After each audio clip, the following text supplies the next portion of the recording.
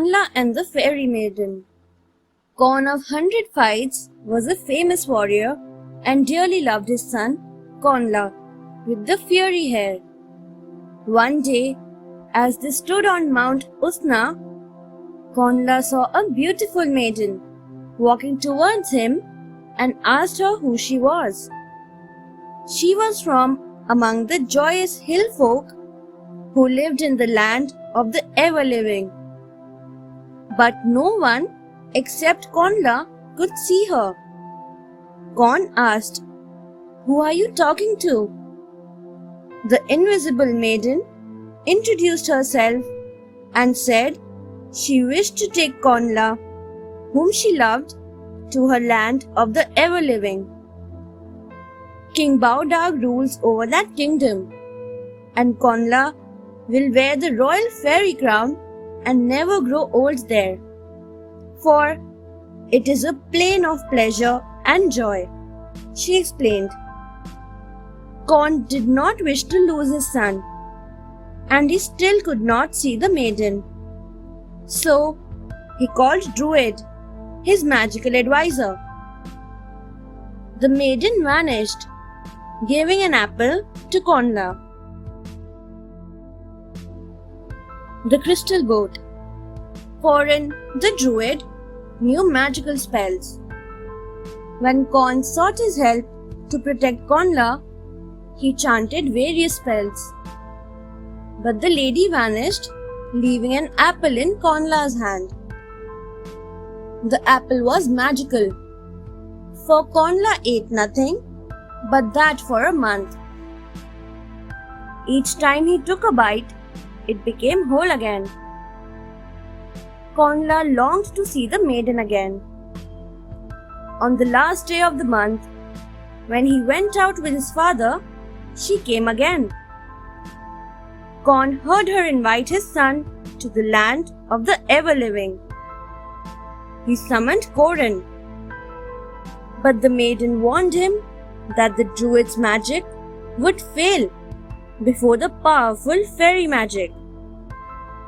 Kon asked his son what he wished. He loved his father and his people, but he loved the maiden too. So, she summoned her crystal canoe and they sailed away in it.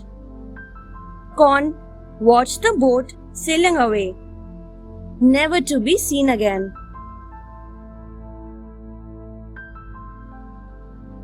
MacDonald's challenge to the tailor. MacDonald was the lord of Saddle Castle. He wanted to get a set of trews stitched for himself. Trews were a kind of jumpsuit with the vest and the trousers stitched together and decorated with fringes, and they were very comfortable to wear.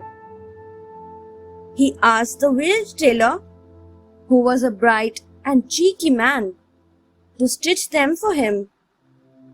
"But there's a condition," said MacDonald. "You have to stitch it in the church." Now, this was not at all easy, for the church was said to be haunted.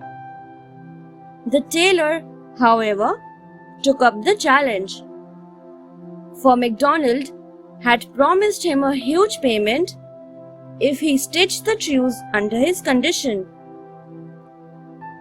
The tailor took a few large candles and the cloth and his kit and went up to the churchyard, where he selected a tombstone to sit on, and, lighting his candle, he took up his work.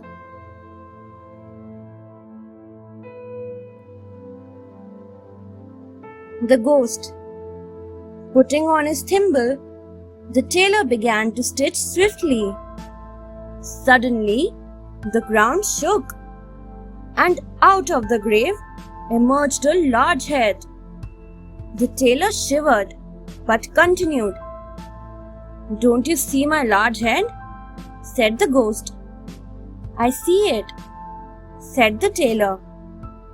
"But I'll sew this first." The ghost was annoyed and began to emerge, bit by bit, from the tomb.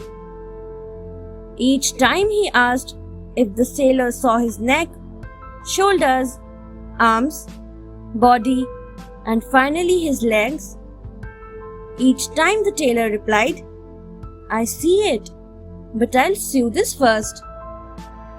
He continued to stitch, and finishing swiftly, he wrapped up his work and ran with the furious ghost after him.